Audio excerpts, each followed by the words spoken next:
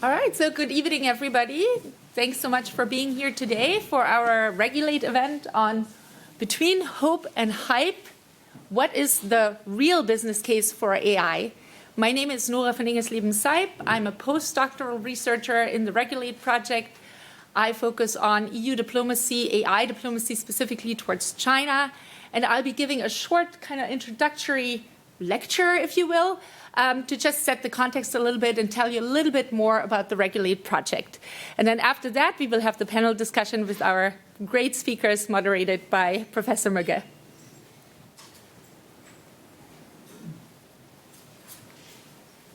So the Regulate project is a 5-year project that is housed at the University of Amsterdam in the Political Science Department. It is funded by the Dutch Scientific Council. And it has 2 central premises, basically. One premise is that public policy is essential for shaping the AI future that we want. We want to have certain values, and we have certain interests in Europe that we want to safeguard, and public policy plays an essential role in doing that. The other central premise is that the geoeconomic force field plays a really important role in shaping EU policies and also affects the effectiveness of our policies here, what China is doing, what the US is doing with regards to AI. AI development and deployment, but also AI policy has an impact here in Europe. So therefore, the project's ambition is to investigate EU AI diplomacy and also provide policymakers with some practical kind of tips, let's say, on how they can make EU AI policy really effective to reach the goals that we actually want to reach. And here in Europe, I'm sure you've all heard this, there's a lot of kind of focus on values, on protecting European values. So how can that actually be done in a world where a lot of the big AI companies are from the US and China? So that is a little bit about Regulate. Now I will give you some context about the question we're asking today. Why are we asking this question? Why are we saying hope and hype? Why are we asking whether there is a business case for AI? Well, recently there has been a lot of hope that AI is a big game changer in terms of growth, productivity, and GDP, that AI can really lead to higher growth, higher productivity, higher GDP. You see here, I've just put some kind of screenshots from consulting companies that have forecast that AI is really going to make a big difference. You see here a slide from McKinsey & Company where they say that AI could add up to 4.4 trillion annually to the economy. That's a huge number. Similarly, PwC, also a consultancy, says that AI can lead to huge productivity increases. The investment bank Goldman Sachs said that AI can lead to 7% in productivity increase. So that those are big numbers. And also you see how this kind of hope manifests itself in the investments of tech companies. Microsoft last year invested another 10 billion in OpenAI, the maker of ChatGPT. And similarly, Meta, formerly Facebook, also has made huge investments in AI. And I think that reflects the hope that AI is really this big game changer and can really lead to massive growth. But recently, the mood has kind of become a little bit more sober. So Goldman Sachs recently said, actually, we don't really know whether AI is going to lead to huge growth. And the question is whether AI will actually be adopted on a broad scale. And others have made the same point. For example, the World Economic Forum, the Brookings Institution, a think tank from the US, they have said that, well, it's really kind of not clear whether AI will have these kinds of impacts because it is not clear how widely it will be adopted, how firms in different sectors of the economy, in different industries, will actually adopt these applications, right? And also it's not clear where the capabilities of AI are going. We've seen huge progress, but is this going to continue? We don't know. So actually there has been a little bit of like a cautionary note now where it's not so clear now, it seems, whether AI is really going to deliver on the promise. And The Economist, the magazine The Economist, recently even said most investors fear that the promise is not going to be delivered on and they're not going to get the return on investment from AI that they've been seeking. Now, the question is, does that mean that AI is just a whole lot of hype? Or are we maybe in what is called the trough of disillusionment? So I've given you this beautiful slide here. It's a slide of the hype cycle, a concept that was first put forward by the consultancy Gartner. And you see what happens often with new innovations is that there's an innovation trigger, and then there's a peak of inflated expectations, where people think that this technology will really change the world and will lead to huge growth. And then the disillusionment comes when companies actually don't adopt it as quickly or don't know how to make money with it, right? But then usually what happens is that we get on the slope of enlightenment, where companies learn how to use these new technologies. And then the productivity increases actually materialize, and finally then we reach a plateau of productivity. So the question is, what we're now seeing, the kind of like disappointment a little bit that we're now seeing, is that just due to the trough of disillusionment, and are we going to go on the slope of enlightenment soon? Or is it just maybe because AI is a lot of hype?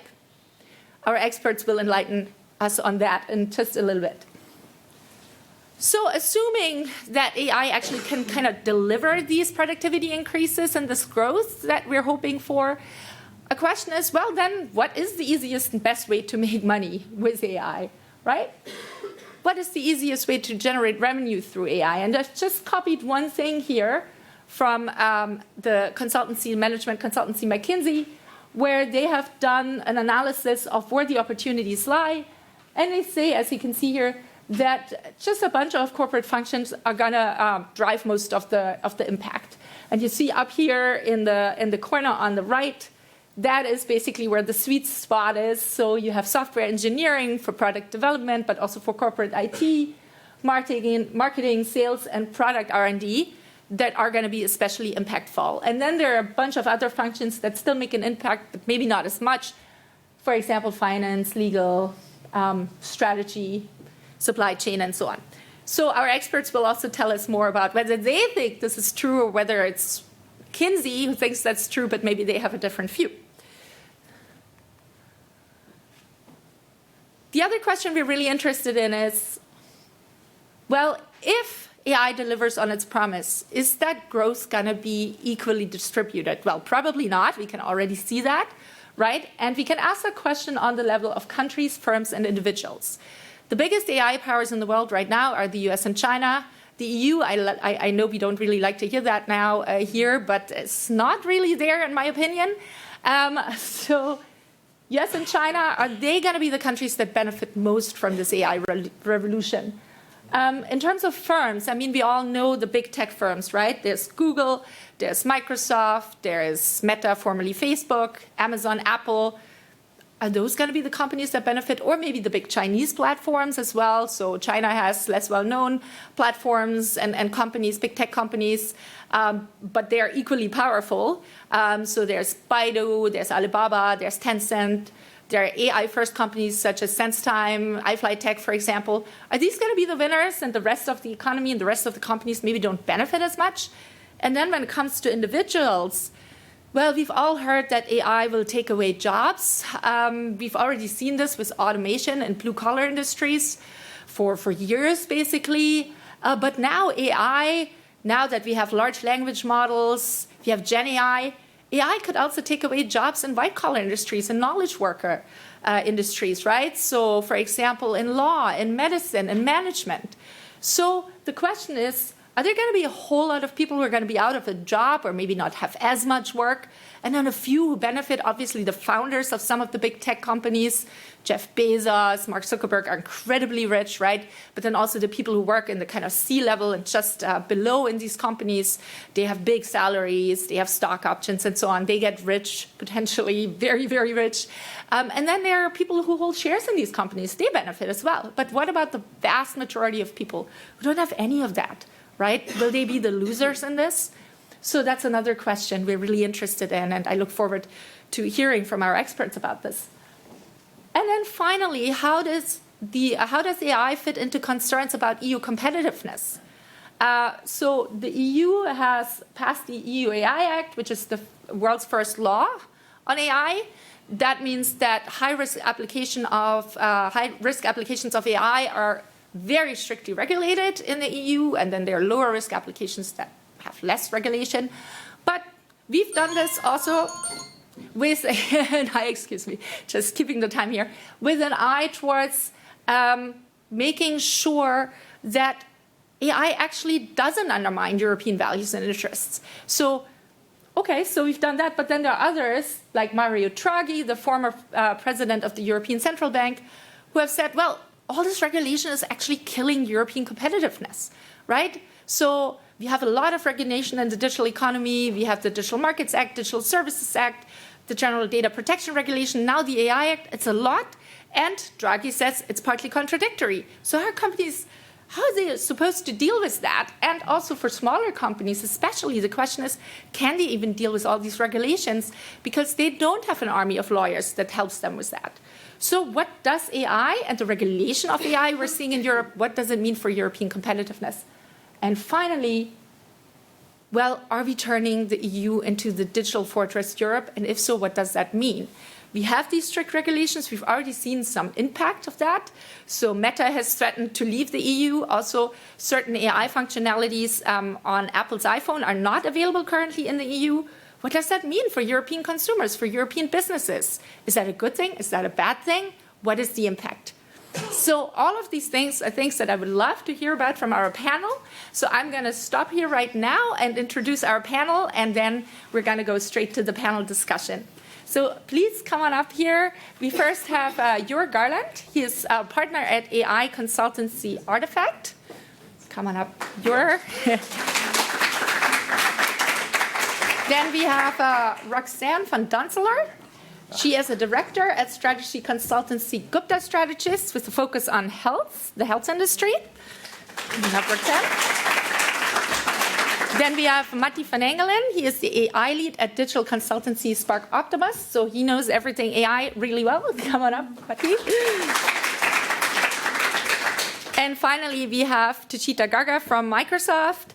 And she is the marketing lead for Southwestern Europe. Come on up. Thank you and enjoy the panel discussion.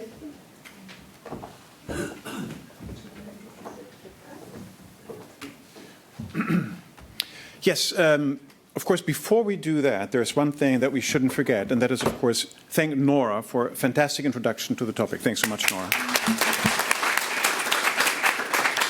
So, as Nora said, my name is Daniel Mugge. I'm the leader, the principal investigator, as we call it in the UvA, of the Regulate project, and it's indeed fantastic to finally be able to sit down with people who know the whole AI story from the inside, because there's been so much talk about whether it's great, that it's going to change everything, and then people say it's not going to change anything.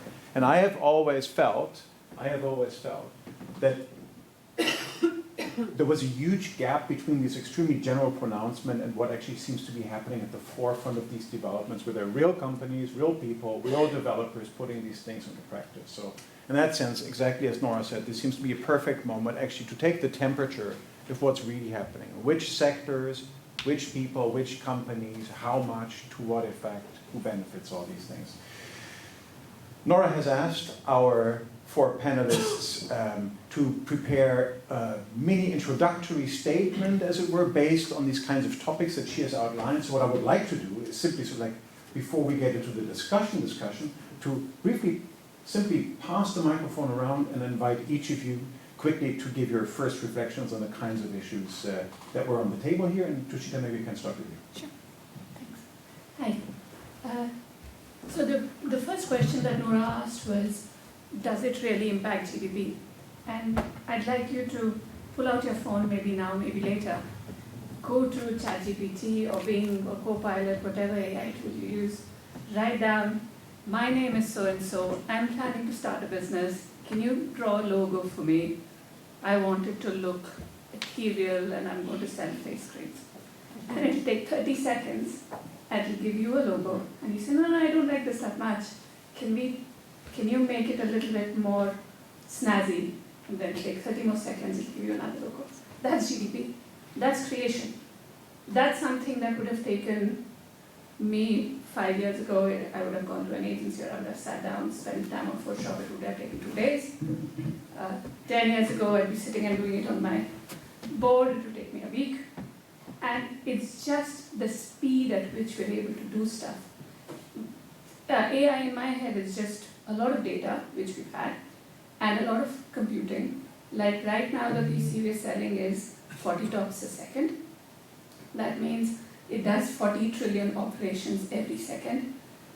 Just to give you an idea, if you were to put down a piece of paper and keep piling it up, you would need to go to the moon 5 times up and down to finish 40 trillion papers. So that's the operations we're doing per second. There are computers right now who are doing X nano TOPS, I don't know what the word is, but the amount that a human brain does, they're able to do that amount of operations on a computer. And that's going to get more and more and more. So it's just data, which we have a lot of, and a lot of computing.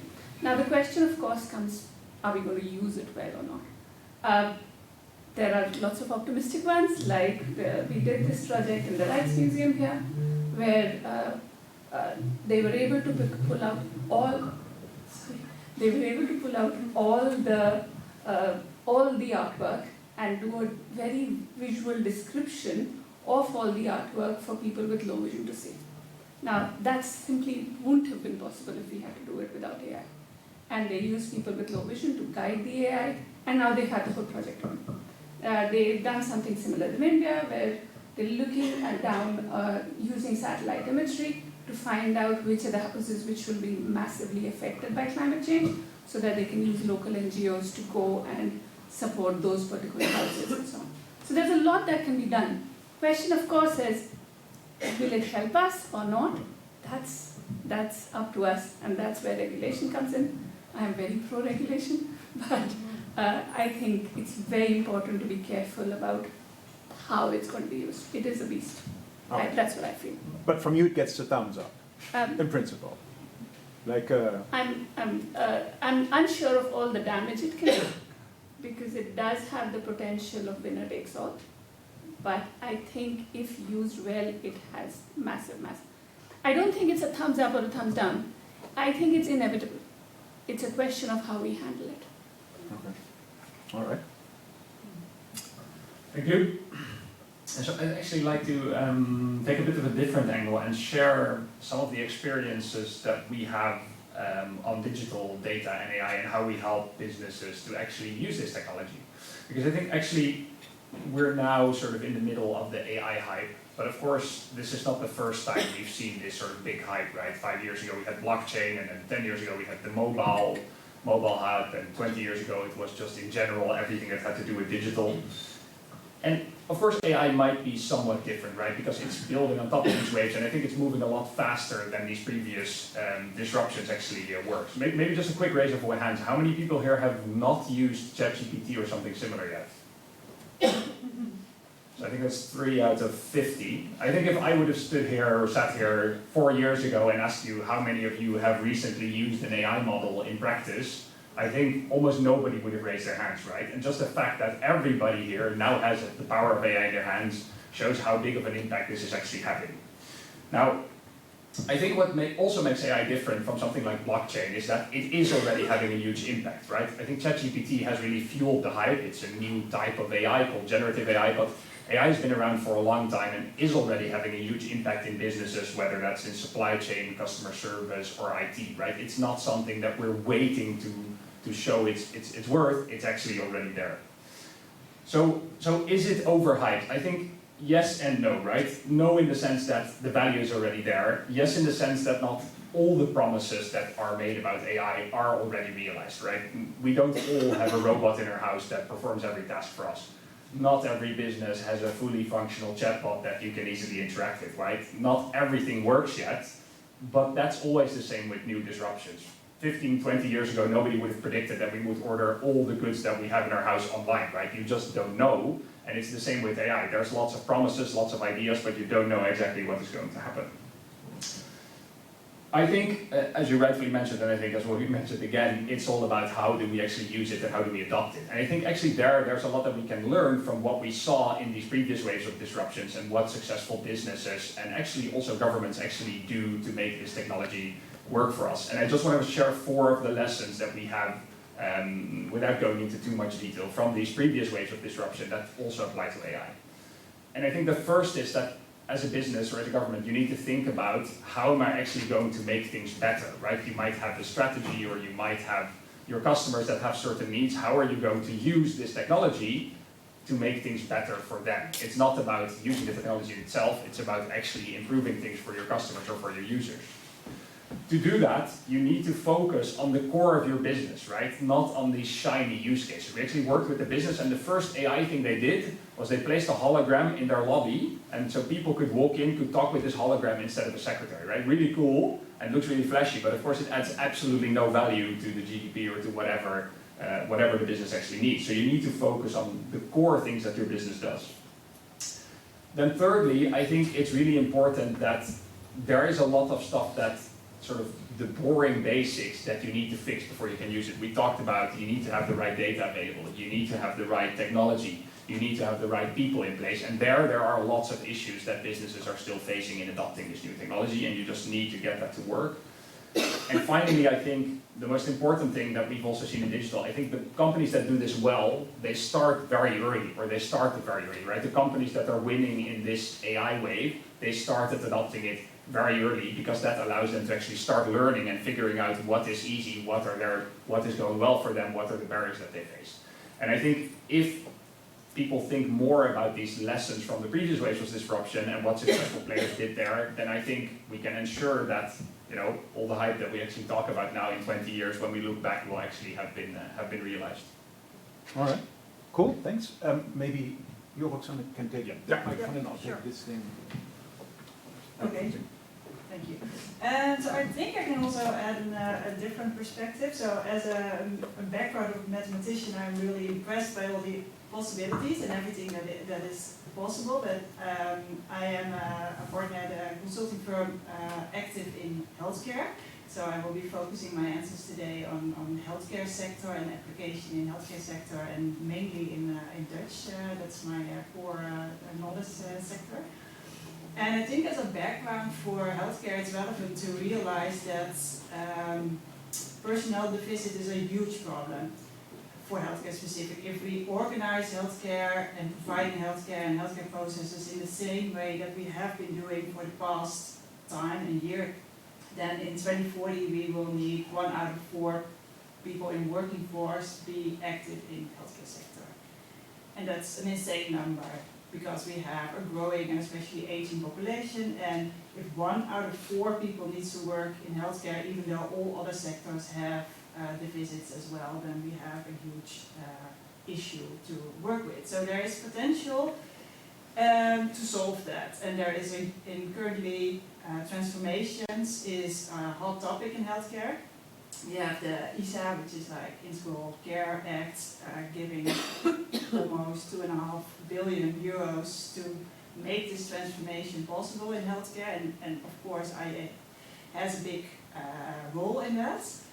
So I do think that there are options and possibilities for AI to improve productivity, and it has to do with administrative burden and with facilitating physician by the decision making and by things like speech recognition and transcripting.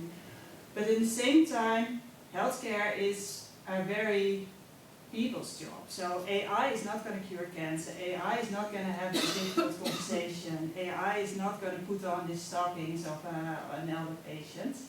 And so I feel that AI has a potential mainly in improving quality of care, much more than productivity.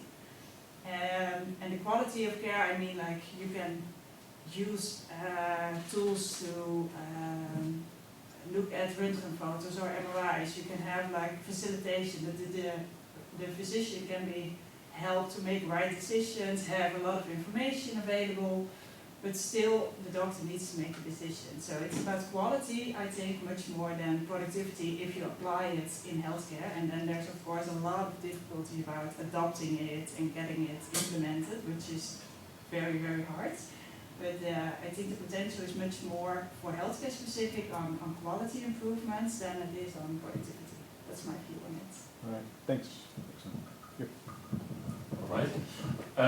Yeah, so I don't like superlatives, but my humble opinion is this is going to be bigger than the internet. We might be at the hype cycle, so it will take a couple of years, but just to give you a couple snapshots why I think that. So we serve a lot of large companies throughout Europe, and we help them with AI agents, and they're all cool. But our friends from Microsoft, they also have very nice products, and one of them is Copilot. So Copilot is a tool which basically is in your Outlook, in your Teams, in your everyday life, working life, if you're behind a laptop or a computer. And they're trying to sell these licenses to these companies. So we have a couple of clients of ours who set up samples, just figuring out what is the impact. So where do you do that? At large clients, so banks, 50,000 people working there, and we have sample sizes of around 1,000 to 1,500 people. And after 3 months, we figured out that the heavy users already save roughly 17 minutes of work each day by using these tools, transcription tools, meeting synthesis, etc., automated or help in your Excels, simple stuff. And the light users around 30 to 45 minutes. Now, if this is, and this we were at the beginning, if this is true, and we can translate this to the rest of industries where people are behind computers, the impact is massive because these are relatively simple tools. Obviously, the real trick is now for the banks is the people who found their 70 minutes, what are going to do with the rest of the time? Yeah, are they going to drink latte macchiatos or they're going to be more productive? So that will take a while, and that's why I say I think it's going to be bigger than the internet. We might be on the hype cycle because it will take a while before we truly adopt this. But there is, I'm very positive about this. And the other thing, and it's a bit more, my oldest daughter, she's now getting into high school, so she started with. I don't know the English word. How do you translate? Geography. And they start with the basics. And I saw a very interesting graph that she had to learn of the first, the second, and the third sector, basically agriculture, production, and how it moved over time, basically from agriculture, then the industry came up, and now the services come up. And the graph next to it was the pyramid of how population is shaped. And you just see that it goes from a pyramid to, I think, this onion, or I don't know how they call it. And I saw them next to each other, I was like, wow, like right at the moment that we're gonna be much more productive, because otherwise we can't sustain our wealth. We have this tool, or this new technology, that has so much potential to make us more productive. So I'm very positive in that sense. Obviously there are lots of dangers and it can be scary, etc., and implementation will take a while. But if I look back, what has happened in the past 2 years since OpenAI came out with their first model, and how profoundly our behavior is already changing, I'm really optimistic that we will get to very big productivity increases in the next few years. All right, thanks a lot, Kira. For a second, hold on to that microphone. So I have some questions for you in reverse. So you said, well, one of the key questions is, of course, those 70 minutes, what happens with them? Yeah. And there seem to be a range of scenarios. So there is the, I'm not going to tell anybody, I'm done faster with my stuff. So I have time for the latte macchiato versions. Then there is the, I'll actually, get more stuff done. But then there's an additional question, it seems to me, that comes behind that. So if you now get more done in your working day, what is your employer going to do? Do they find more opportunities to sell their products, of which they can now make more? Or do they say, that's great, we can cut, you do the math, what is it, 10%, 15% of our workforce, we keep sales where they are because the demand for our product hasn't increased, we can just do the same with fewer people. Do you already get a sense from the dynamic that's out there, of course, there are more factors playing into this, but how this pans out, right? Part of the worry that people have is, of course, that it's a ladder scenario that you say productivity increase, yes, but that doesn't necessarily make the overall economic pie larger. It just means that it's produced and enjoyed by fewer people. Yeah, so for those individual clients, the next part of the program is the rollout, and then see how can they find the savings. So in reality, we're now looking at departments shrinking from 50 people to 32, and managers need to sign off on that. So you could argue we're losing jobs. To be quite frank, if I see how many new specialties already pop up in these banks, because oh my god, we need to regulate these models. Yeah, we just can't have it hallucinate and warrant you a mortgage. Because the regulator doesn't care if it was Gen AI who created it or if it was a person. Right. So what you see is that you have a massive shift actually from what you could call bullshit tasks to much more value-added tasks. Just an example, just going into this bank. So if you want to get a mortgage, you need to fill out a massive amount of paperwork, and somebody actually has to check it. That's what the regulation says. You have to have a procedure that checks that. That's boring. Oh my god. Now, you're allowed, if you do that well, to have a Gen AI agent work you through that. Saves you tons of money because you say, okay, I've pre-checked everything. I'm gonna set the model very strict. So the only things we get out of there are actually the cases that should have escalated anyhow.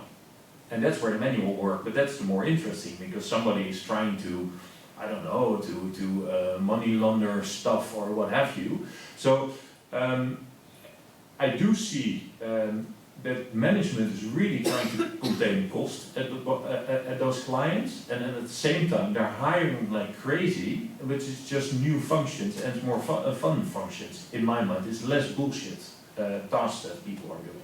Yeah, all right.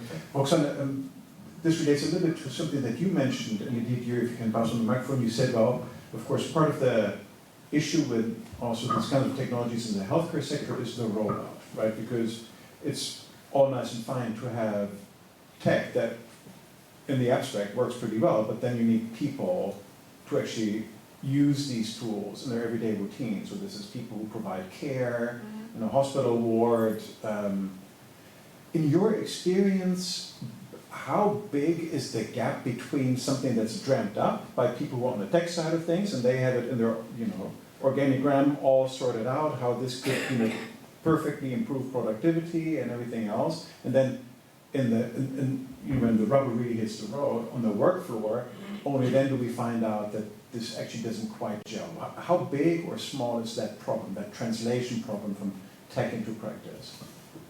I think it's really big. So it's very fragmented. Healthcare technology, for example, data is not connected anywhere. So you have a physician that knows your records, and then you go to the GP and he doesn't have the same records. He can't see your data that is in the system at the physician or at the pharmacy or somewhere else. So if you want to have like a decent model to, for example, predict things, then you should start with connecting all the data, I think, or having one EPD sensing all the patient records. That is something that we've been working on in the Netherlands for more than 10 years. We don't have it. So it's very hard and fragmented, and every hospital does something. So more than half of the hospitals does some Gen AI, but it's very small, and every solution is very specific for one patient group or for one ward or for one system, and everything is fragmented. And to get it implemented, maybe some ward is really working with it, and maybe it has some sense of productivity gain, or maybe you have a way of scheduling better on a specific IC or a different department of the hospital. but still it's only located there, and then to get it spread around to one hospital or to multiple hospitals doing the same kind of processes is something that's not really happening, and it also needs, I think it starts with integrating systems, and that's where we don't make any steps yet. So maybe that's also because, Matti, you're more on the technical side of things in a way. That's something that I've constantly been wondering about, and I think it's something that came up in the things that all of you said, right? But Oksana, you just now re-emphasized that point.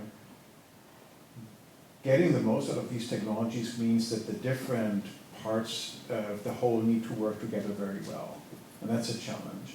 I could also imagine that that is something that at some point argues in favor of fewer entities that provide these kinds of tools to a larger range of customers. Right? Not every company reinventing the digital wheel, not everybody having their own process, not having different layers of the technology stack developed by separate companies, but to have one, Microsoft, for example, that says, here's your one-stop shop, we can give you the whole thing, and we have hardware that fits with our software products.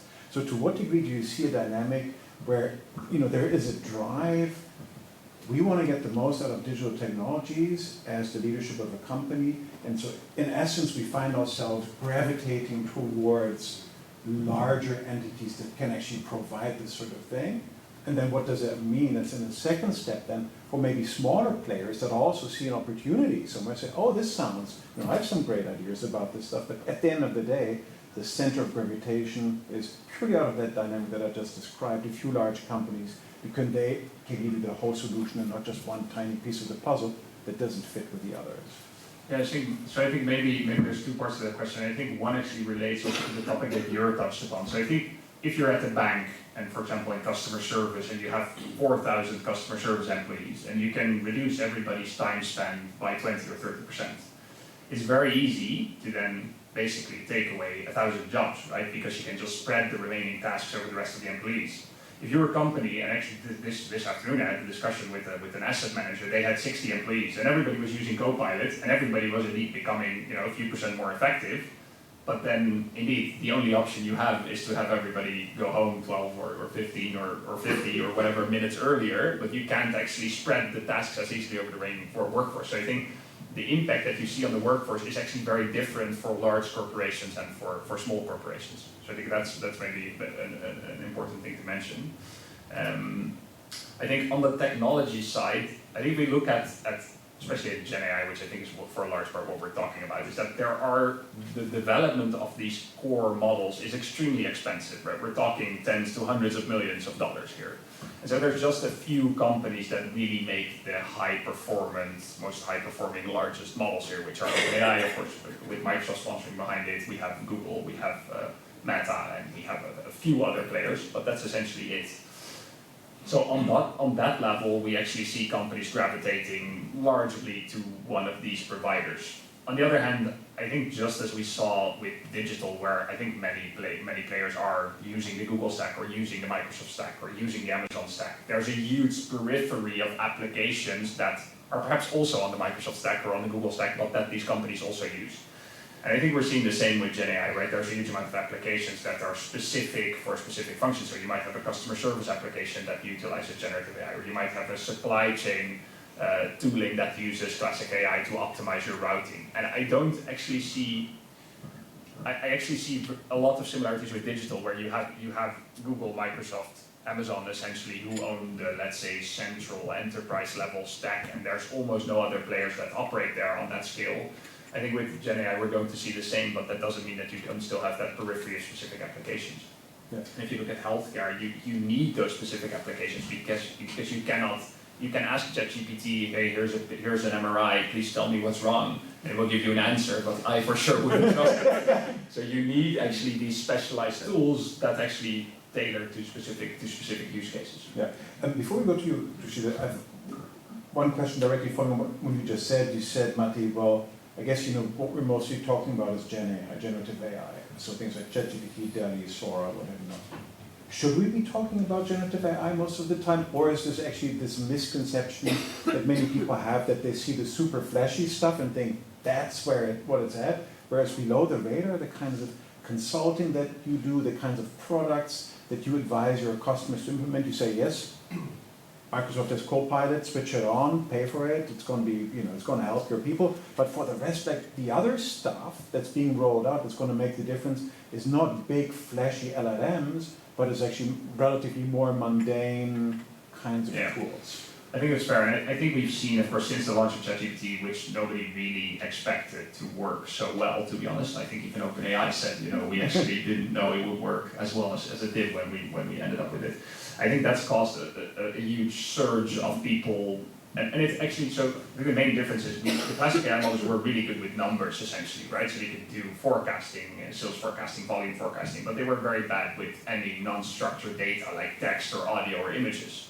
So suddenly, when ChatGPT came around, there was a huge amount of, this repetitive, stupid, non-value adding work that you couldn't automate before, that you suddenly can with generative AI. And that meant that companies jumped to the opportunity to think about elite customer service or know your customer mortgage analysis, where suddenly you could automate a huge amount of work, which has caused, I think, a lot of talk about generative AI. On the other hand, that hasn't slowed the development of classic AI, and that's still being applied everywhere, and huge value is being created with it at the same time. So I think it's fair to talk about Gen AI because it is the new kid on the block and it is the hype, and the big difference is that everybody can use it and in some sense understands what it does.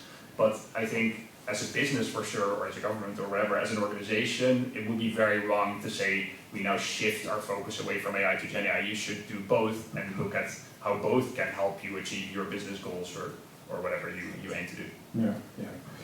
Just maybe you can pass that microphone to her, then we can hold on to this. You came out as a fan of regulation, if I heard that right. When we talk about realizing the business potential that AI has, what is the role of regulation there? Right? Where do we need rules to make sure we get the most out of it? Not just to avoid the bad stuff, the nasty bits, using generative AI to create content that's toxic or harmful and so on and so forth, but maybe also in a positive way. What makes you a fan of regulation? I guess it's a short. It's more personal than as an employee at Microsoft. I look at the potential of everything that can go wrong. One of it could be that our biggest problem is right now in my head is the cost of energy, because we don't have a solution for batteries. But if we were to put a lot of data and a lot of research and a lot of computing power together to figure out a solution for batteries, then suddenly pricing of everything just rock bottoms, because everything kind of ends up getting linked to energy. Now suddenly you have the ability to produce everything really cheap, but there's no reason for it to be sold really cheap. And that means there is a scenario where there is a winner takes all. And I strongly believe that Europe, being so people-centric compared to China or US, was a leader with GDPR, which has been very valuable because we saw the damage lack of regulation can do on personal data. It's a good opportunity to look at all the things that can go wrong with AI. It's a very important thing that the governments understand what AI is and what it can do, so that there can be regulation to prevent it from turning it into a beast. You need something like a nuclear non-proliferation treaty kind of framework to prevent certain AI to be built. Can you make that more concrete? Like that beast that's lurking just behind my computer screen? What's that beast? It's AGI. sorry. AGI. It could be, but I don't know. But what's No, what I was thinking more about was, could it be, it has the potential to teach you how to make guns really fast. It has the potential to teach you how to get data from everywhere. So if there's unfettered access to data and great computing power, it could help anybody make a bomb which is a pandemic-style virus, which might not have been possible earlier. So there are certain things that should be prevented from being built, and you need to have regulation to prevent it. And it can't just be we are global. We don't have a choice. You know, how much ever Europe's building its fortress, but I can just change the location on my computer and get access to the tools which I have in the US, which I don't have now. So it's a case of becoming more diplomatic, talking around the world, getting together, understanding what AI means to prevent certain technologies being built. And this is a very personal opinion, this is not... Yeah. Absolutely. Now, as I assume most of the people who know, we had elections in the United States very recently.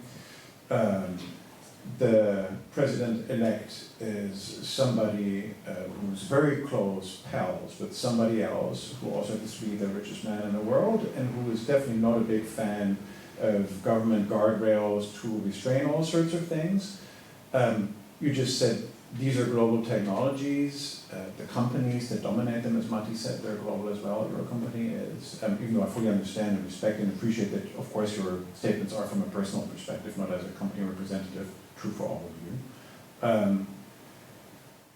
How do you see that circle being squared, that we see right now a drift apart from the dominant thinking about, you know, how narrow and how hard the guardrails for these technologies should be in Europe and the United States? How do you square that with the global character of these technologies and the companies that dominate them? What are we heading towards? Do we need a European and an American version of Company X? Do we somehow need bigger firewalls so that you can't use your VPN client to access the no restraints version of a particular model? Will there be a scenario where companies will say, well, we actually kind of get what the Europeans are trying to do, so we'll develop products that are compliant with European rules, and even if we were allowed to do more elsewhere, we'll still roll out those across the globe? I mean, I expect neither predictions nor any corporate policy here, but like, how did these scenarios shape up in your mind? I think I look at GDPR as a very good example of none of the other countries were looking at that kind of regulation. Europe went ahead and did it. And then the next thing I hear, I have a whole bunch of internal trainings of how we're trying to see to it that worldwide we follow the GDPR guidance rather than it just being a Eurocentric thing. Of course, it slows down innovation a little, but I think it's important for, it's an opportunity, especially given the elections, for Europe to take a leadership position in this. Do you think that works when, at the same time, companies are in fierce competition with each other, right? You know, there, as we heard, there's like a handful of companies that are extremely strong in developing these kinds of products. They compete with each other fiercely. Yeah. So one company is saying, oh yeah, you know, I think the Europeans have it right, so we'll just apply that in our products everywhere, and everybody else rubs their hands and says, well, ain't that great? And we can just barge ahead and, you know, and fill that gap. Is there something you talked about, the non-proliferation treaty, something like that, but does it maybe apply not only to countries and how they work to each other, but maybe also, wouldn't it maybe take like getting the heads of the leading AI companies in one room and having them do some kind of non-proliferation treaty for something like what you just outlined to work? So if you were to look at any of the leaders in either Google, Microsoft, Meta, they are concerned. If you hear Sam Altman or you heard Suleiman, they are talking about this is scary, so we need to be careful. So there is this apprehension that they are being careful. I would say the whole world's gone to an extreme, so people are concerned and they are being careful. There is competitive, so it somewhere comes in the middle, right? I remember when the whole energy crisis had started, Shell had 3 scenarios: optimistic, pessimistic, and somewhere in the middle. And somewhere in the middle is where you end up. So I think it's something in a similar scenario where there's going to be great stuff and there's going to be a lot of competition where sneakily really bad stuff might also turn up, but we hopefully will land somewhere in the middle. Hopefully, yeah. Matti, there was something that you said, tapping right into this regulation story. You said, well, you talked about, you know, who would have thought not too long ago that we would be ordering all our goods online, right? And now all of a sudden that's possible. Many people do that. Something like that has brought significant collateral damage, of course, right? To the degree that people do that, and we look what has happened to inner cities, right? You know, things I don't know whether we should be thankful for that, but in the face of mass tourism here in Amsterdam, there's still no shortage of shops here that cater to people. Go to rural areas in the Netherlands and you see what used to be inner cities has effectively died and all the social functions that they had. So, individual comforts, collective potential damage that's really hard to reverse. So, in order to get that balance right, because we talked about regulation, how much steering do you feel we need from the outside to sort of also, rein in these kinds of bigger effects or something, right? Which don't have something to do with that there's something inherently unsafe about ordering, I don't know, silverware from ball.com or something. That's not the point, but the point is that if everybody does it all the time, you have no inner cities left and people never talk to each other again. It affects the feeling of safety and all these sorts of things. But how does that shape up for you and also, in the kind of work and how you interact with customers? Yes, I think the challenge here is that it's actually very hard to predict these types of effects, right? So again, e-commerce sort of slowly grew and grew and grew and grew, and at some point you end up with companies that mass produce stuff in China and have 600,000 SKUs in their assortment, and there's no sustainability angle whatsoever, and they sell in Europe and etc. But it's at every point it felt like maybe this is not the right point to actually step in and do something about it, because it's actually not that bad yet, and it sort of grows over time. And I think with AI we see the same. Nobody knows where this is going to be, right? So you could say, a lot of companies that we work with, also in the for example, financial services industry, they're working on Gen AI chatbots, which can directly interact with consumers, right, about their banking products or about whatever. Should we start regulating that now? I mean, potentially, but that might indeed then stifle all the innovation that's happening, which means that we get the US to do it instead of us, where there's even less regulation, and then that might actually make it worse. So I think perversely,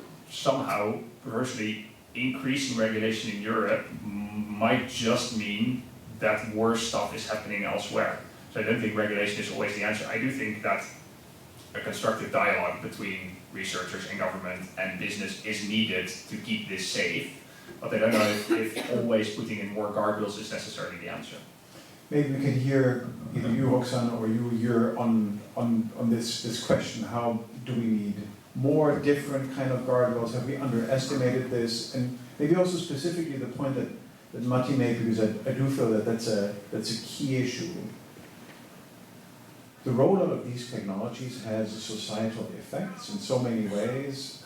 Roxanne, you talked about using these technologies in the healthcare sector, so the quality of human contact, of course, can change significantly as we roll out these kinds of products. People have more time maybe, but also maybe things get more routinized and there's like a tighter roster to still make things work or something.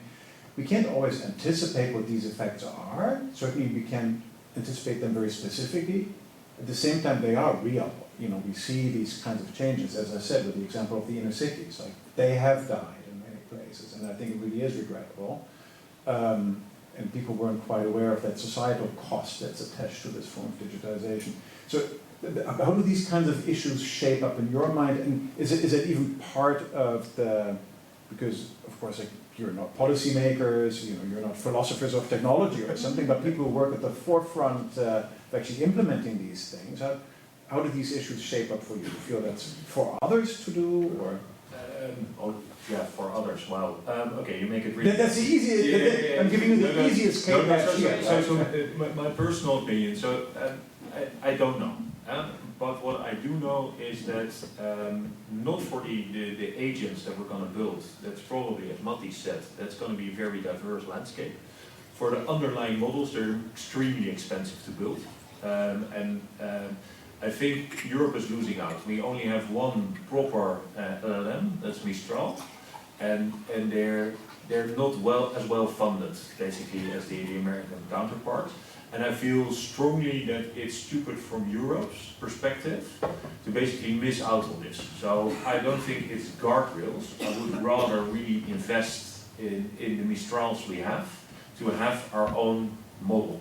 Okay, if I quickly jump in, I think that's an important point. Yeah. Can you tell me why would it matter at the end of the day that we have Mistral developing cutting edge LLMs rather than only having products that come from somewhere else. The reason I ask that is, when it comes to the money that's being earned with these things, nobody keeps anybody here, nobody keeps my pension fund from buying Alphabet shares or Nvidia shares or something like that, that. And also when it comes to the rules, does it make a difference to the quality or the safety of a large language model where it's developed, as long as we in Europe say, here are the rules by which the company that makes this thing has to abide, or here are the product specifications that are necessary if you want to sell something on the European market? Why does it matter whether it comes from Paris or Pennsylvania? The reason is, so these models, they need data to be trained on. And it really depends on which data do you use to train these on. And if you're going to use very lightly regulated training data, so what you get is you basically scrape the internet, you do some smart things around it, and then push it through your model. That will generate a model which has biases, etc., etc.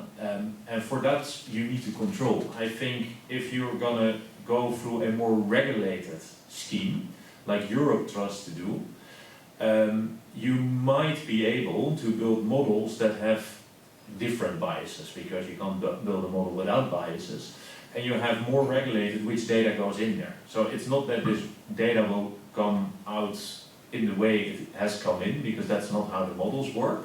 But I do feel uncomfortable about building everything on a platform where I just feel that the data is has been less protected than we in good old Europe try to hear as a standard. And quite frankly, I think with the current speed of new models coming out every month almost, and how big they are, I don't think we can keep up. So we will lose this race, and you're not going to use an LLM that is not as performant as the big ones. Okay. Before I go to you, Roxanne, I have one more question to you on this specific point. You said earlier these things are extremely expensive to build. You need hardware, you need also access to hardware if you don't own it, but you need and you said in Europe the funding simply isn't there. Of course in the United States, something that I think Nora also briefly mentioned in her introductory speech, when we think about where did OpenAI get its funding, well, it got it from what you could call established big tech. Maybe that's the way to think about it. The deep money pools that were the pockets of Microsoft, of Google, of Amazon Web Services, these kind of companies that had that kind of money. Yeah. If I follow you in your diagnosis that Europe has a problem because it doesn't have homegrown big AI, if you will, what would it take to make that happen? Are you thinking, well, what we need is some government or EU coordinated funding scheme to say, okay, let's try to keep the OpenAIs at bay for a moment and see whether we can, within 5 years, scrape enough money together, build some hyperscalers so that we actually have the hardware here to do this ourselves? Or do we say, well, maybe we need some of these American companies simply to come to Europe and do it over here? Or do we need yet something else? And what could that even look like? Or is that a lost cause, period? Actually, on all your questions, I don't know the real answer. No, neither do I. Right? Yeah, so I'm not too so I'm just worried. I think in the fact that we're losing out on this one, and I think it would make sense for Europe to really have a strategy on this quick, and that will cost money, left or right. And it's either getting those American companies to come over here and basically abide by our rules, which could be an option, or build it ourselves. But I think we need to take a little bit more control if we want to have a little bit more secure AI going forward. Yeah. Thanks. How does this whole conversation, not only about big AI and who's going to build it and who's going to buy all the computer chips you need for that, but also the question about what is the role of governments, of public rules, of guardrails in getting us to the place that we want to be? Also, if you think specifically about the area in which you're working in. Yeah.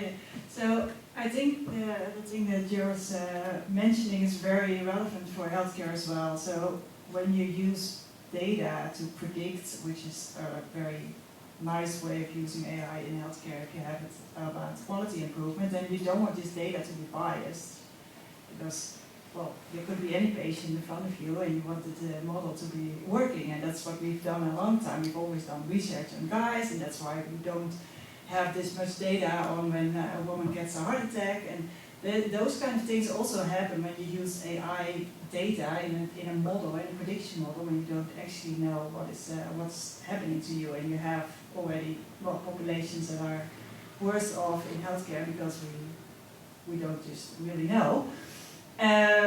So that's one really big thing, I think, in using it, and also, of course, well, the privacy of your data is even more important, I guess, when you're thinking about using it in healthcare.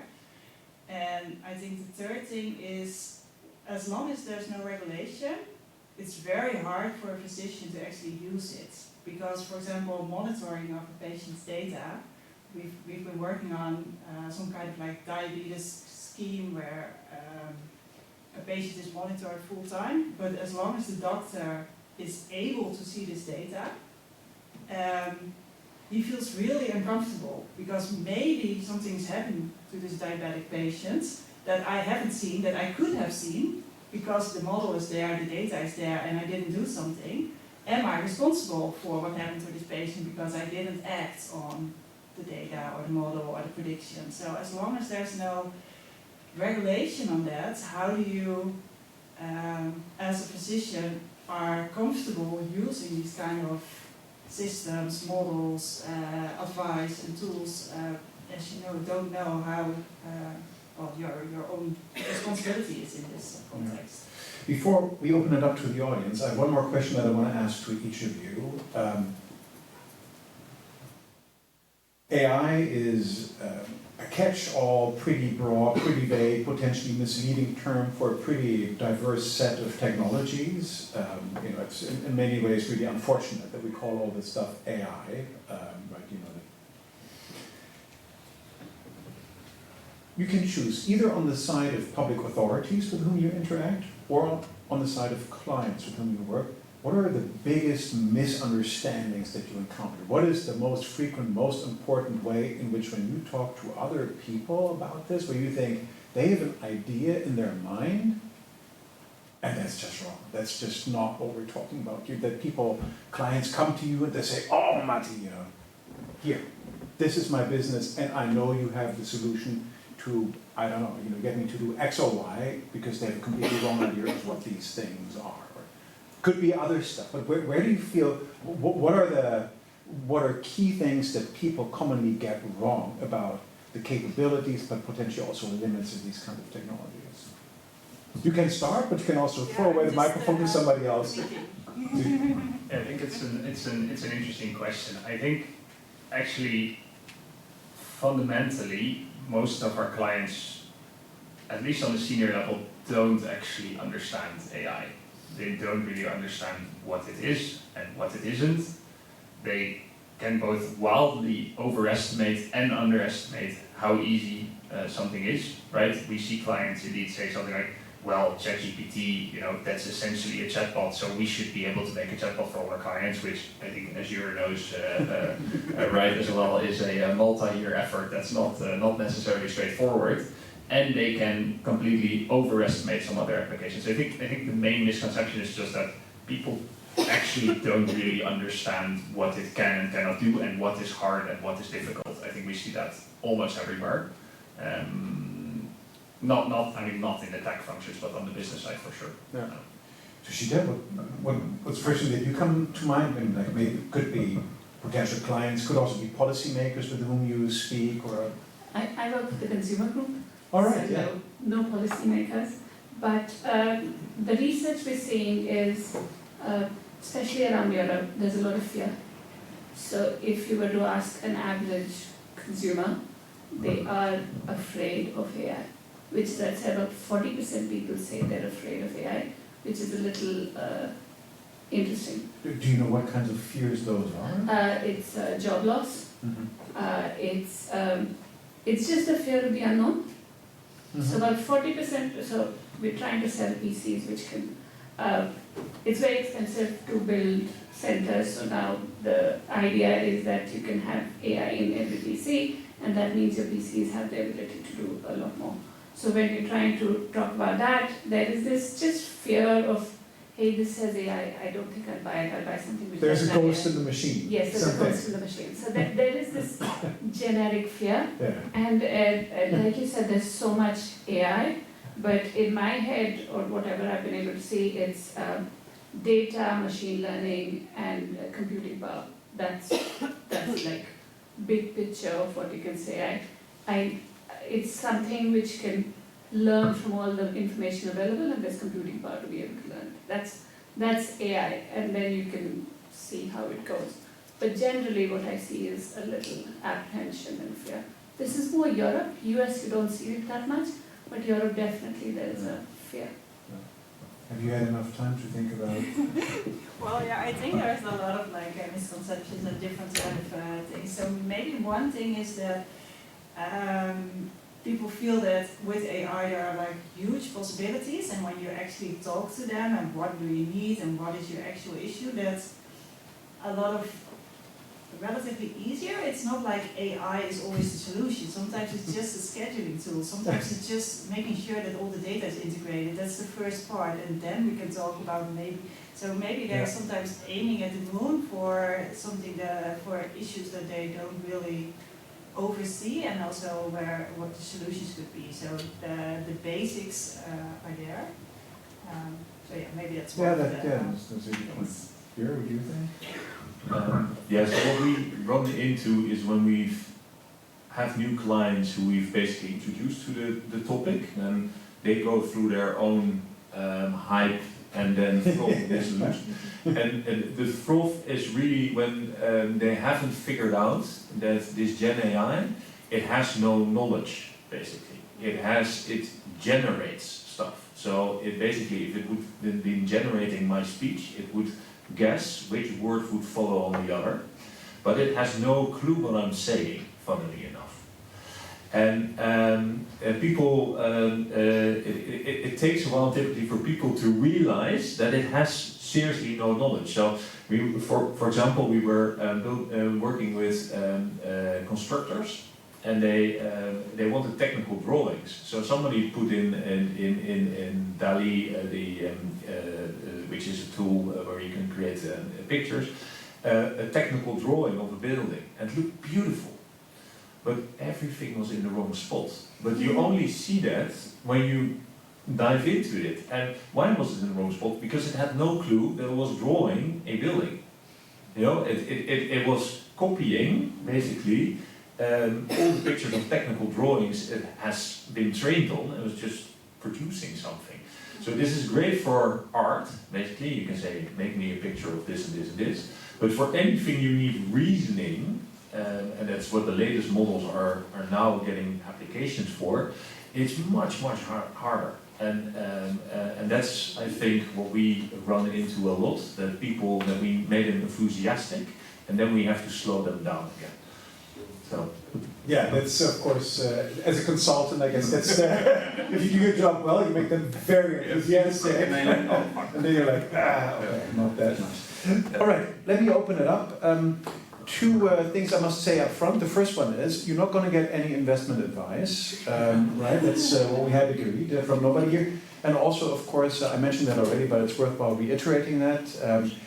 Our four guests have joined us here in personal capacity, so neither will they be able to answer for their companies and what you like or dislike about them, any other like, nor might they be able to give some kind of official statement, but we're grateful for having them effectively in personal capacity as experts, and that's how they could respond to. Yes, I saw, yes, and stand up, Sammy, shout your question, and then I'll repeat it so that we make sure that everybody, and if you feel like it, we'd also be grateful if you could briefly, if that's relevant, maybe say who you are, but also like what brings you here, what your background is, so that we can place your question. Yes, go ahead.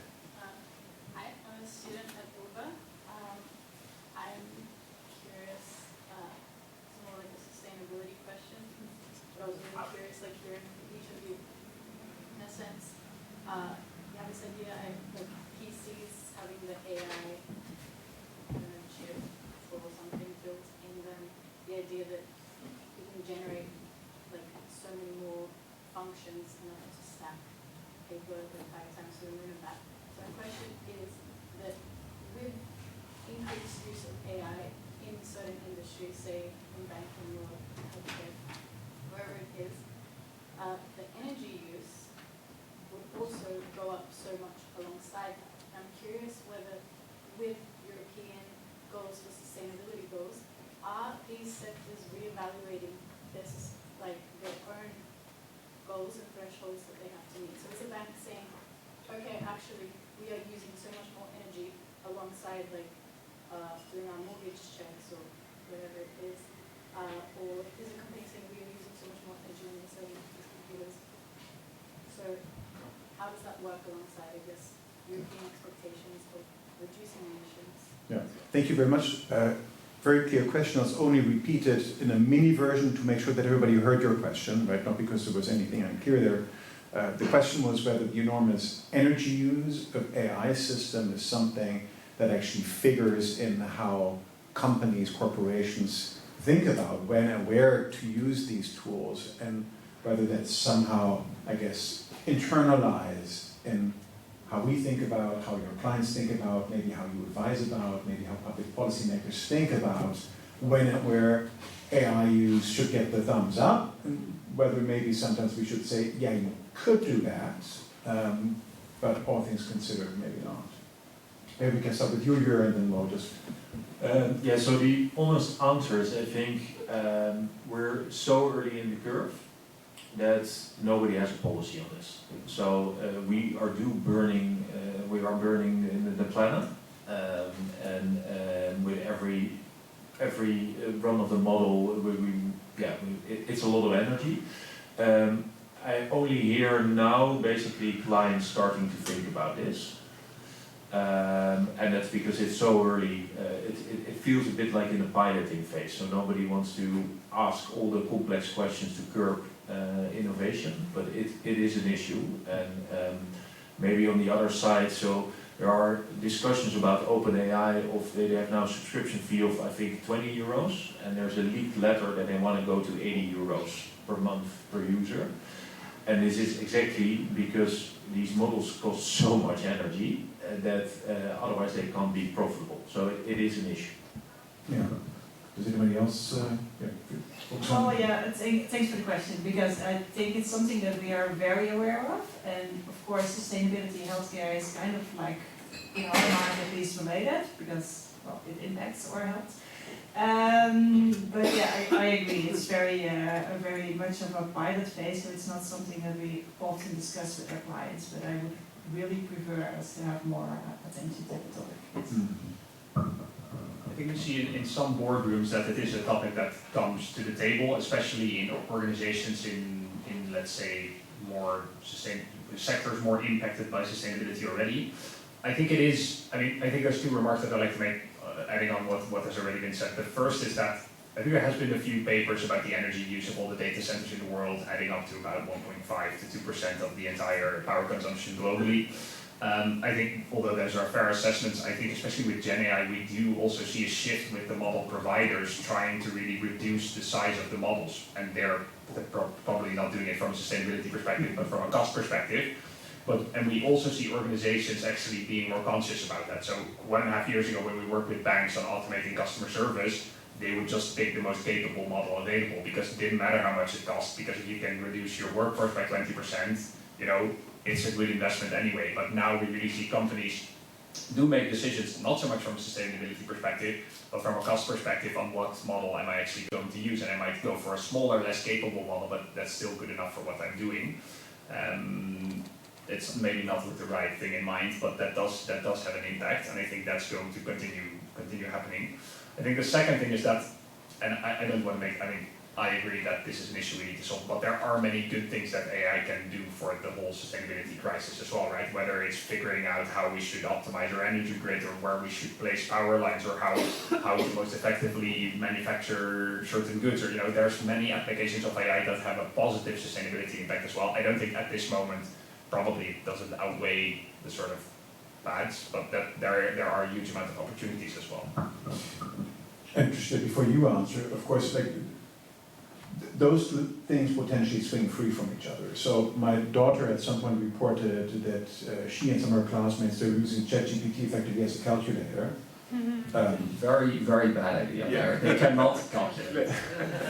See, and then we're not even talking about the environmental impact of trying to do that, which of course is compared to the calculator. Well, back in the days you didn't even need a smartphone, you just had an actual calculator, right, with a battery that would last years, effectively, because it needed so little energy. So using ChatGPT to solve, I mean, it's getting better, by the way, I think. But anyway, so point being that, yes, I'm with you on you can do great things, also for sustainability, meteorological stuff, what have you not. But, you know, right now, you would say when it comes to sustainability and the planet, like we need any win we can get anywhere if we want to stay anywhere near, you know, something that feels like a stable climate.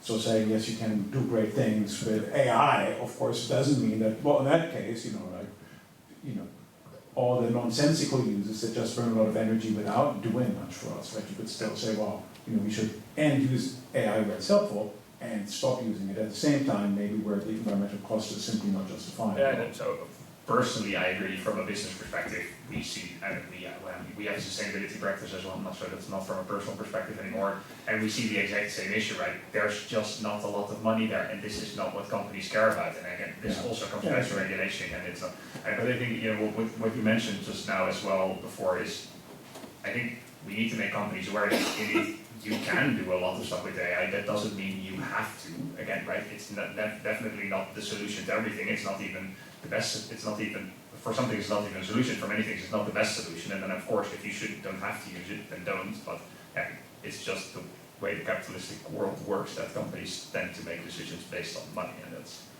very true. Tushita, do you have anything?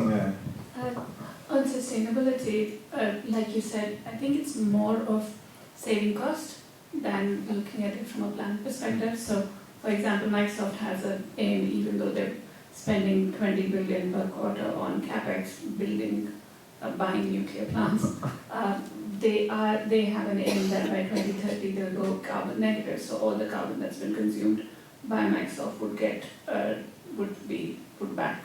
So there is all of this that they're trying to, more from a cost perspective, trying to see to it that it doesn't models don't cost that much. They do not have consume that much energy. All of that would also start happening. At the same time, there's things like e-farming, so you know exactly how much water you need, you know exactly how much fertilizer you need. All of that is built on AI models, so that there needs to be a balance, but it will be market forces in the end. Wow, that's the hand is shooting up. Maybe we collect, so let me see how much time we have. So what we do is we collect 3, and then you get to pick which ones you want to address, right? That also gives you a little bit of, so I have 1, 2, and then maybe someone over there. 3, I think I saw you with the green sweater first. So maybe if we start with you, and then with you there with a yes, and then I think I saw you over there. Yes. Okay, go ahead. And let's try to keep it short, so okay, so I actually have a comment more than a question, but I'm happy to hear your comment on it. But I really enjoyed this discussion, and there's a lot of meaningful points. But what I'm a bit disappointed in this discussion and I'm missing is that we're talking about how fast, how much more accelerated we can produce, how we can raise GDP, how we can secure more profit. And we are talking about this pile that was a very nice metaphor for like pile of papers that we cannot even comprehend as humans, but we're not talking about how we as humans are having every right to be scared and fear, not necessarily of AI, but that we cannot catch up with the speed of things in terms of understanding how it works, in terms of understanding how to use it, and in terms of understanding how to protect it. So this point of discussion is for me not only here, in most of the consortium missing. I know why, because it would mean that we spend even more time to discuss about regulation, but I really think it's kind of a scream out. I really think it needs to be fed into the discussion, because, yeah, just to end, like, numbers of burnout are increasing, and also the World Health Organization is like standing behind these numbers already. So it's not just a trend, and it's highly linked with overstimulation. And that is not only AI. AI is a new modern word, but AI exists much longer than we are aware of. All right. Modern. Thank you very That much. was my comment. Thank you for Much this. appreciated. Thank you very much. We'll collect. Yes, go ahead. Hi. So my background is actually AI, so I want to continue on this question. So we were talking about productivity and everything, and I kind of feel from my personal experience that we're sacrificing human learning on productivity. So my question is, how do companies or your clients handle the gap between juniors and seniors, and what's the impact of that in the long run? All right. Thank you very much. So my background is in law, and I was wondering, so you mentioned the huge amounts of data that are needed to produce these large language models, and I was wondering in your sectors and industries, as you instate and adopt more AI, what role does privacy play, especially considering mass data collection and to avoid normalizing mass data collection? All right. Thank you very much. Taking things up a notch. Lucia, you have the microphone in your hand. I can address what you were saying about learning. I see this within my own company, that the difference between people who are really young and people who are my age is reducing, makes me a little nervous. The ability of a youngster today to learn and to just comprehend so much is so much more than when I was younger. And it's just so fascinating it leads to burnout, but it also leads to just the freedom, the maturity I see in Gen Z, which I've never seen before. When I was that age, definitely not. So it is a time when we can actually revel in the fact that you have the choice if you want to learn, you don't want to learn, if you want to learn what you want to learn, because there is so much available to you. But do young people have the choice? Do you think that feels like a choice, given No, there's a lot of pressure, I agree. But there's also, it depends on how you take it. I think there's a lot of support needed to help them with it. But there is a choice to, when I was growing up, at least I was growing in India, you could be an engineer, you could be a doctor, you could be a lawyer. Maybe if you want, you can become a designer someday. Now I can work on ethics for AI and how it can have an impact, and I have access to so much, not just data, which was there 5 years ago, but summarizing, structuring, how do I read this, asking the AI in a way that I want to answer questions. So like my daughter is studying and she has an exam to give, she's able to, I used to spend half my time looking for past question papers to try out. She gives the data to the AI model and says, can you generate 20 questions for me so that I can answer this? This is the pleasure of the technology. There is of course a negative, but there is something that you can enjoy with it, which I see that youngsters today have access to. All right. Matti. I think maybe I should touch on the legal question. So I think privacy is, and especially driven by GDPR, has always been a big topic for all of our clients because there are huge fines associated with not actually obliging it. I think that's the same here. I think our customers do very much consider what type of data should you share with these AI models, how is it then actually used, and does that comply with all the regulatory guidelines? Actually, whoever we advise, well, traditionally a big issue could be that innovation is purely driven from a technology perspective and the business is not involved. Now a big issue that we're seeing is that compliance and legal and privacy and security functions are not involved. So the technology and the business together come up with a great idea, then they want to actually scale it up and they figure out, actually wait, we're not allowed to do this. I think that this, in almost all the clients we work with, this is an issue, but it's also something that they are working on and that they're aware of. I think the broader topic on these ChatGPT type models using a huge amount of data to be trained. I know there are a lot of lawsuits in the US about the New York Times suing OpenAI and, you know, should they be able to use all this data? This is not something that's considered a lot by businesses. I think they feel like it's not going to touch them a lot. There are, so for example, we work with a CPG client, and they use image generation technology. And then they, for example, made the choice that they are not going to create people's faces. So they can create like beaches and palm trees and whatever for the backgrounds of their images, but they don't actually create people's faces. Why is that? It's because they're really afraid that that model might create something that's looks like Harry Potter or whatever. I mean, you could check this stupidly, but so these types of considerations play, but not sort of the broader, should we be using these models because they're trained on a lot of data. All right, thanks, Roxanne. Yeah, sure. I'm not sure what to add. So yeah, privacy, we've already. Well, but I can. Yeah. Okay. I'll pick. I think your question about where you said the acceleration that many people experience by digital technologies that seem frequently to get ahead of us, and the impact that that has on, say, the wholesomeness, the well-being that people experience. And as you said, people differ, generations differ, people in different walks of life differ, but because this strikes me as a health issue, or that's one way of thinking about it, like the potential human toll of living with high-speed digital technologies, you know, where, you know, if somebody sends you a fax, you can go get a coffee if it has more than 2 pages, you know, while it's coming out of the machine, right? Not anymore. It's like, you know, those 70 minutes, you could go get the latte macchiato, but of course that's not the corporate goal. The corporate goal is to make sure that also during those 70 minutes you keep doing other stuff, right?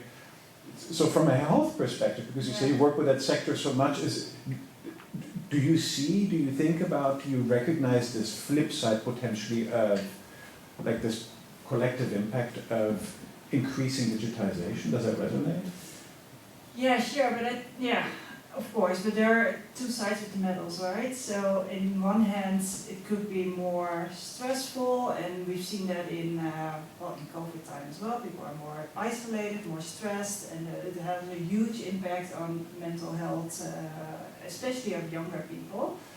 And on the other hand, there's already some kind of AI solutions that are helped, especially in this mental space. So I talked about the shortage of personnel, which is especially high in mental health, and that's where already solutions are made where they're like chatbots, but then like the smart chatbots that help people in their mental state. So yes, but of course it can help in other ways as well. So there are always two sides of this. Yeah, right.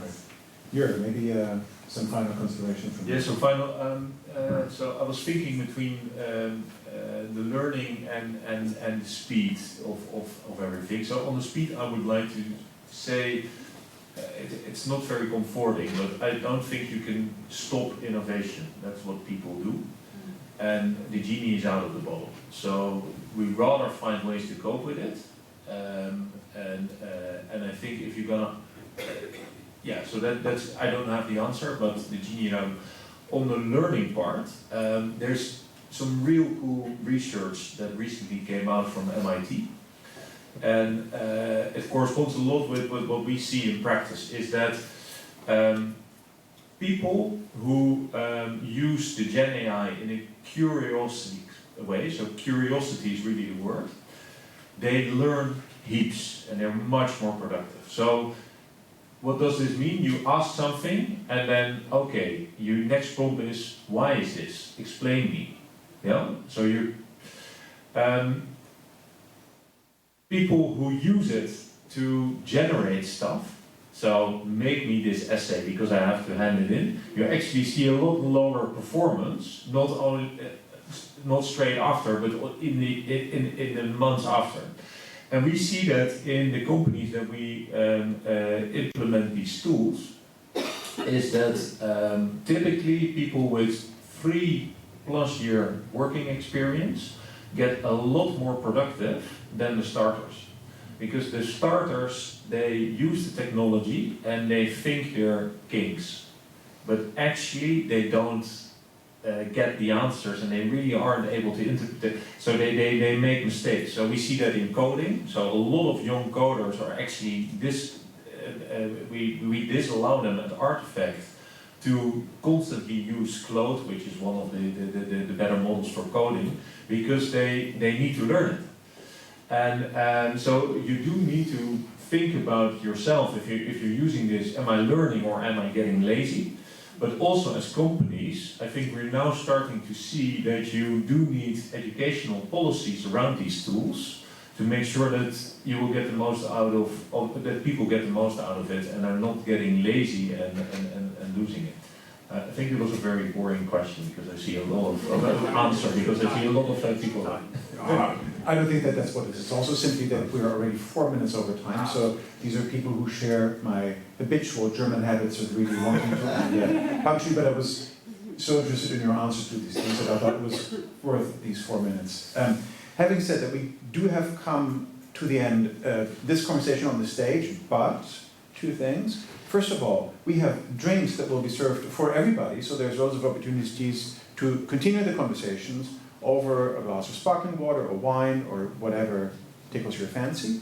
And of course, also, we don't want to leave this stage before really deeply thanking not only our 4 guests, but also Nora, who has put together this whole evening and who has been so kind also to share her thoughts and give us like an introductory lecture for this whole evening. So please join me in thanking our guests as well as Nora here. And thank you very much.